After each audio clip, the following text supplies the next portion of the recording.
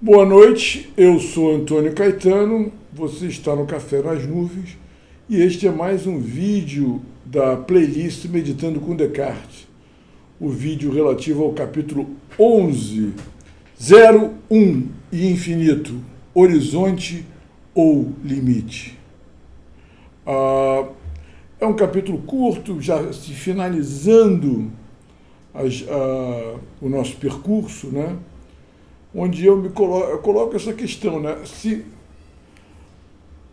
as ideias, né, de eu, de duração vazia de conteúdo e de infinito, que foram mais do que provadas, elas foram experimentadas pelo meditador ao longo das meditações, então elas se tornam autoevidentes porque eu as experimentei, não é? Então elas estão demonstradas da única maneira que essas ideias autoevidentes podem se demonstrar, pela autoevidenciação, por uma experiência de autoevidenciação dessas ideias, vamos dizer assim, né? Cujo percurso pode ser exposto dentro de uma fórmula, de uma estrutura suficientemente lógica para que ela possa ser entendida e considerada indubitável, não é? Então, esse percurso nos conduz a essas três ideias. A ideia de eu, de duração vazia, primeiro, eu, depois eu penso e depois infinito, né?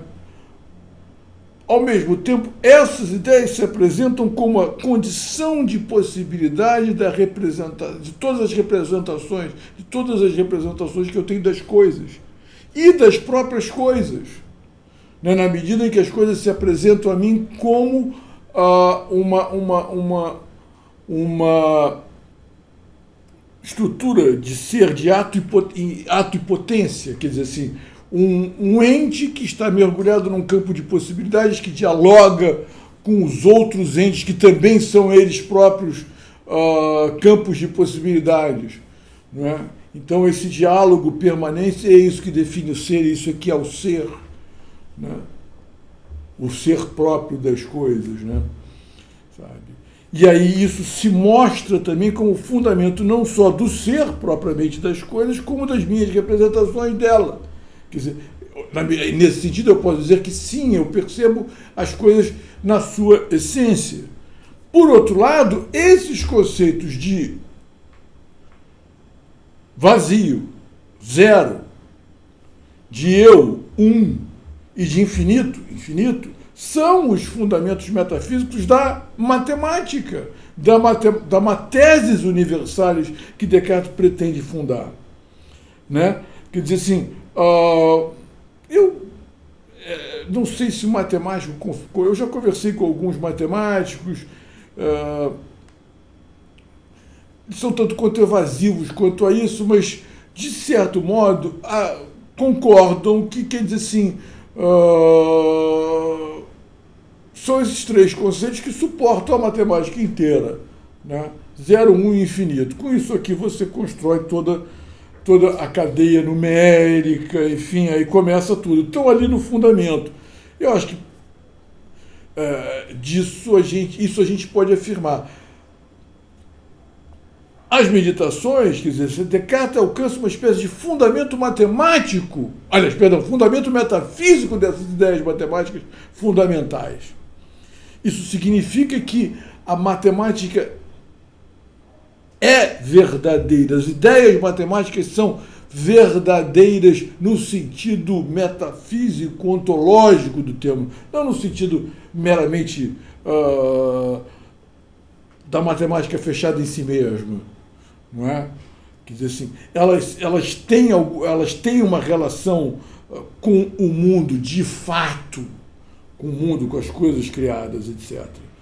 E era isso que Descartes queria chegar. Ele queria chegar a um fundamento metafísico para a sua matérias universalis e para a filosofia do modo geral, para o conhecimento do modo geral, que era uma questão que ele se colocava. E eu, espero ter demonstrado que ele consegue fazer isso, a despeito de ter gente que acha que não, né? Desde o começo. Né?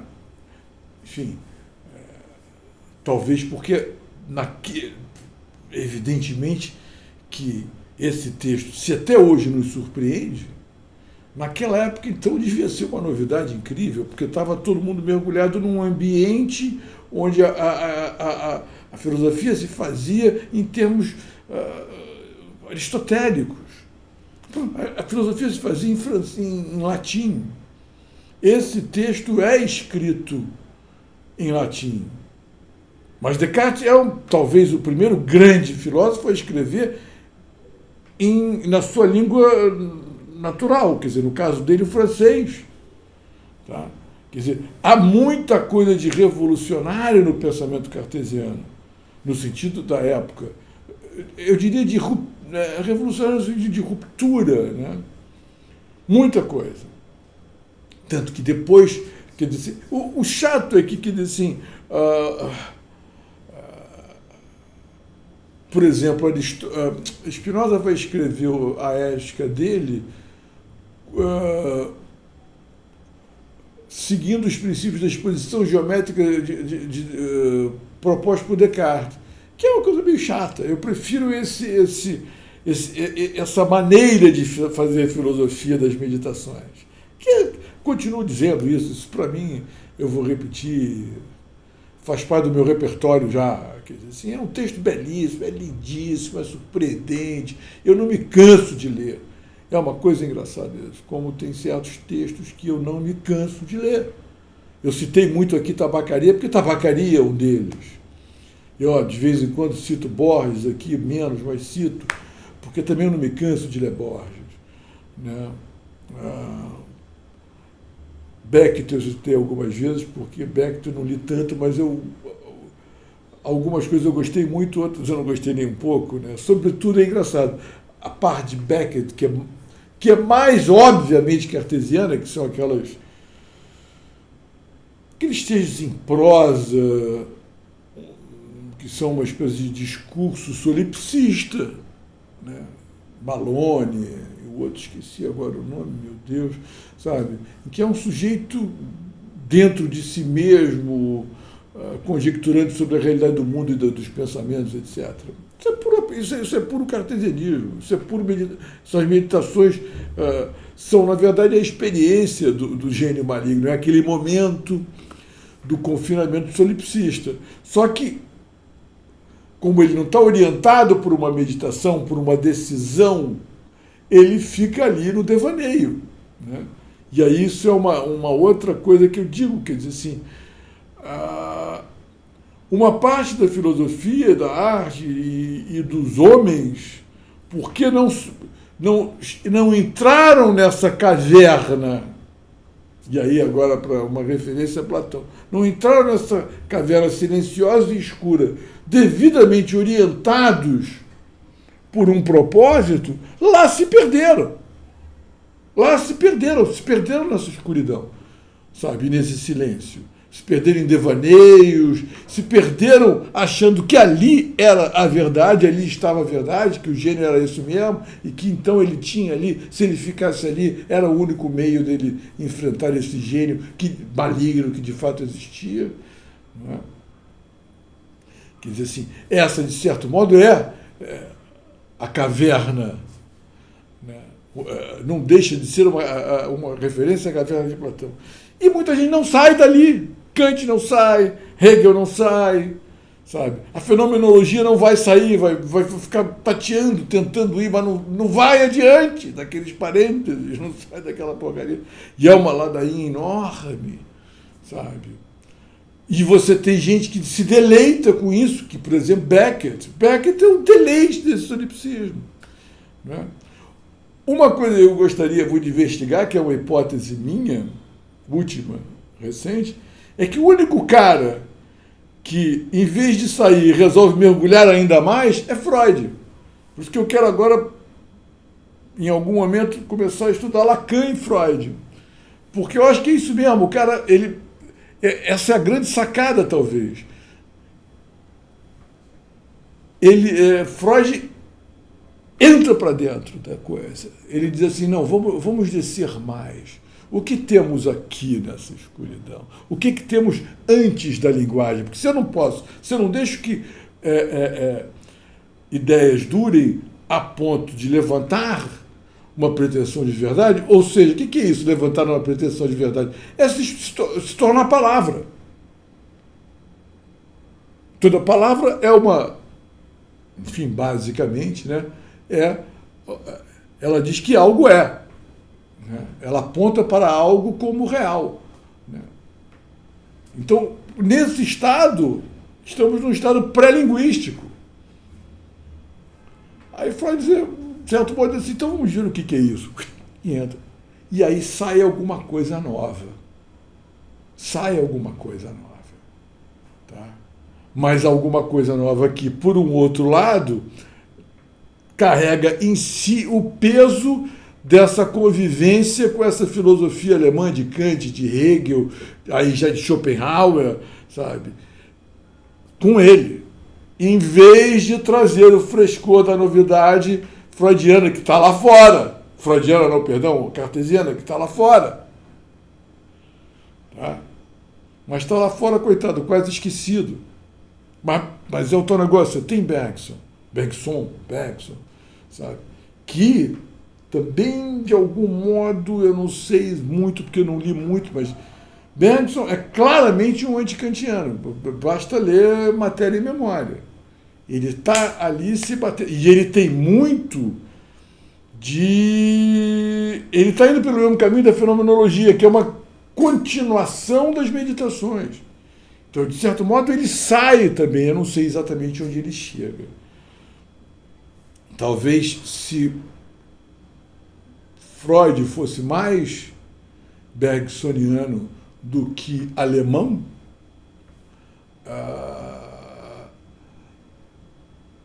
a psicanálise não teria começado tão pessimista, né? Que esse que é o grande problema da psicanálise, que eu acho, assim, na sua origem freudiana. Né? Eu não sei Lacan, mas eu acho que Lacan já está sob os ventos de um cartesianismo que naquele momento, ou de uma fenomenologia que, bem ou mal, está agregada a Descartes, isso é inegável, né?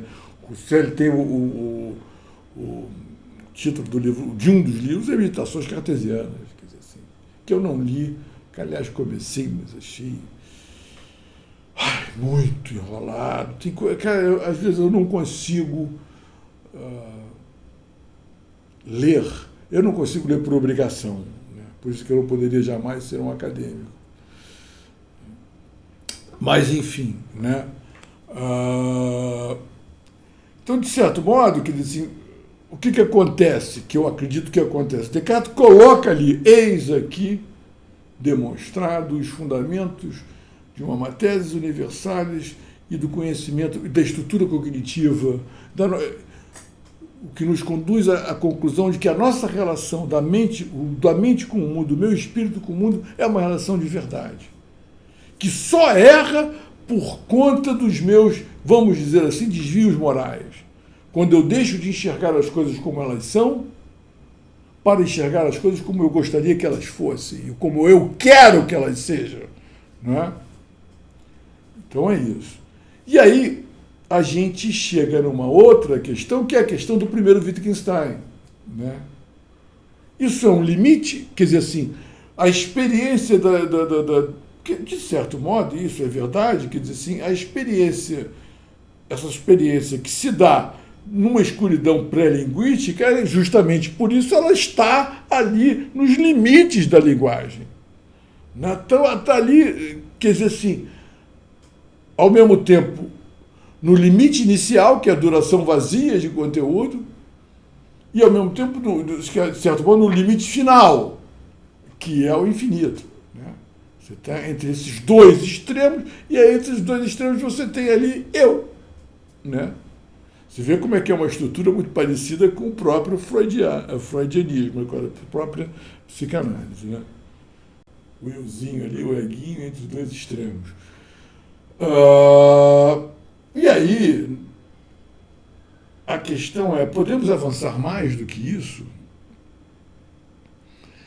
Quer dizer, de certo modo, mais do que isso não, porque realmente chegamos, mas há um limite para a linguagem? Né? Essa é uma pergunta válida. Né? Aquela velha questão, é uma velha questão, de fato, e que vai conduzir o Wittgenstein naquela célebre conclusão de que sobre o que não se pode falar deve-se calar. Né? Porque ele conclui, é muito engraçado, ele conclui exatamente que há um limite para essa linguagem. Um limite que não pode ser ultrapassado. Né? Mas o problema todo, e aí ele explica, quer dizer, se explica, a coisa não é tão simples, né? Mas a conclusão é essa, né? Que você não pode representar certas coisas, mais ou menos, ele fica ali, acho que, entre Kant e Descartes, por um lado. Mas, enfim,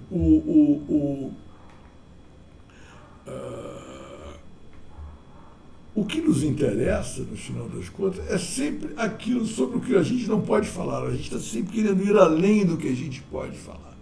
Né? Então, o que me dá muita impressão, uma vez um amigo disse uma frase que eu nunca esqueci. Ele falou que as ideias começam na cabeça dos loucos, por contaminação chegam aos poetas, dos poetas elas chegam aos matemáticos e, finalmente, aos escritores, aí incluídos os filósofos. Né? Quer dizer, os caras que põem isso numa linguagem de prosa, né? Sucessiva. Eu acho essa ideia muito interessante.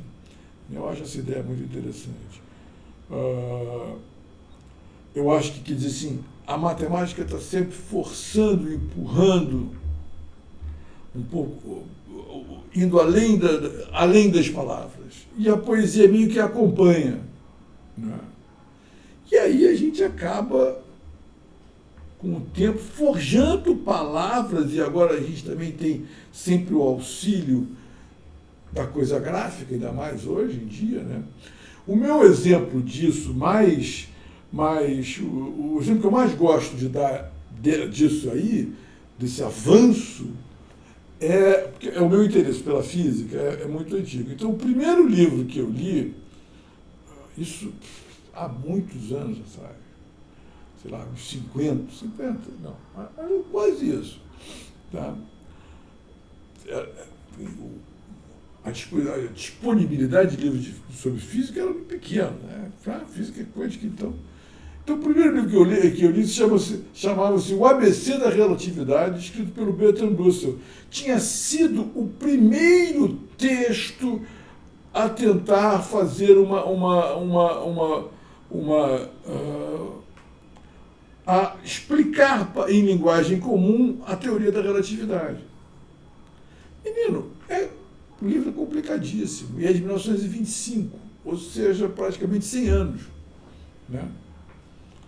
E era um livro difícil de ler, estou afundando na cadeira, desculpa. Era um livro difícil de ler. Assim, ele não explicava, não estava mais para ABC, estava mais para 1, 2, 3, 4 do que para ABC. Tá? Ainda era. Ele não tinha ainda. Mas olha que era o Bertrand Russell, hein? Então, alguma coisa a gente percebia, mas não o suficiente. Né? Aí hoje você vai no Netflix, você vai aí no YouTube, tem gráficos maravilhosos, tem animações maravilhosas, explicando tudo. Hoje a gente entende, quer dizer, a física relativista e mesmo a quântica, elas hoje já são, não vou dizer triviais, mas a gente já alcança o entendimento delas, elas já não são aquela coisa paradoxal, contraditória, não é, elas já se incorporaram, a gente já consegue entender se dedicar um pouco mais, até porque a gente já consegue, de certo modo, explicar. Basta ir no Netflix, tem uma opção de documentários, assim, então é nítido que a gente vai falando sobre aquilo que não poderia falar e vai chegando lá. Né? acho que o próprio Wittgenstein vai perceber que tem um erro aí, tanto que ele vai existir um segundo Wittgenstein. Eu teria que ler um pouco mais, relembrar um pouco. Eu tive um bom professor de Wittgenstein lá no IFIX, chamado Edgar Pereira, se não me engano. Pô, grande professor. Ele e o Rolandinho são professores de tirar o chapéu. Jamais dormi na aula deles. Eu dormi em muitas aulas, às vezes dormia, porque, enfim. Mas eu tive um grande professor. Depois, recentemente, eu li um livro de um outro professor também muito bom. Depois eu vou colocar aqui. Mas eu teria de reler para falar um pouco mais, né? Porque esse engraçado, a gente poderia falar assim o realismo tautológico de Wittgenstein, porque ele chega à conclusão que tudo que a gente pode falar são tautologias ou contrassensos, né? O máximo de verdade que a gente consegue dizer é uma tautologia, isto é o que é, né? Eu sou o que sou, né? E aí, quer dizer assim, não deixa de ser verdade, mas, quer dizer assim, mas é uma verdade, como é que eu vou dizer, uma verdade falsa? Porque a gente tem as analogias, a gente avança nessas definições, né? Enfim, eu acho que eu falei bastante e cruzei aqui uma porção de gente, de informação. Hoje eu achei que eu não ia falar nada, até porque esse texto é muito curto. Lá, mais uma vez, eu vou prometer deixar aqui o link para este texto, este capítulo, ou para o Meditando com Descartes em geral, mas se eu não deixar, tem algum outro, você vai lá, dê uma lida. O texto está muito bem escrito, eu gosto muito dele, sabe? E não há nada como o ler, para fixar as ideias, porque é muito mais fácil reler do que reassistir, né? Por isso é que eu tento fazer esses vídeos o mais curtos possíveis, né? Mas sempre me perco nessas digressões. Deixa eu ver aqui. Pô, já tem 22 minutos. Eu não queria passar de 20, né? Já passei algumas vezes. Não, às vezes nem é desinteressante, mas a questão é que quem é que volta a ver um vídeo de 20 minutos? Né? Tem que ser muito bom, né? Então, um de 15, um de 10, até a gente volta a ver. Por isso que eu digo, vamos lá ler, sabe? Ler é uma coisa muito mais íntima do que ficar assistindo e ouvindo. Assistir e ouvindo é mais fácil mesmo. Mas leiam, anotem. Aí a gente se reúne aqui, bate papo, sabe? É uma coisa que eu quero fazer. Eu criei criei um canal no WhatsApp, que é uma ferramenta que todo mundo tem. Criei uma comunidade. Justamente para quê? Criar uma comunidade e já um subgrupo ou um grupo dentro dessa comunidade. A comunidade e o canal chama-se Café nas Nuvens. E o grupo chama-se Meditando com Descartes. Justamente para a gente ir lá, as pessoas deixarem uma pergunta ou outra, uma dúvida qualquer, alguma coisa aqui também serve para isso. A gente podia combinar qualquer dia desses, a hora que for. E depois não precisa ser a gente pode ser eu e você, ou um só, isso que eu quero dizer, não tem problema nenhum. Para mim vai ser um prazer. É isso, tá bom? Um abraço, boa noite. E amanhã ainda tem mais um vídeo, que é o fechamento do negócio, né? É isso. Boa noite.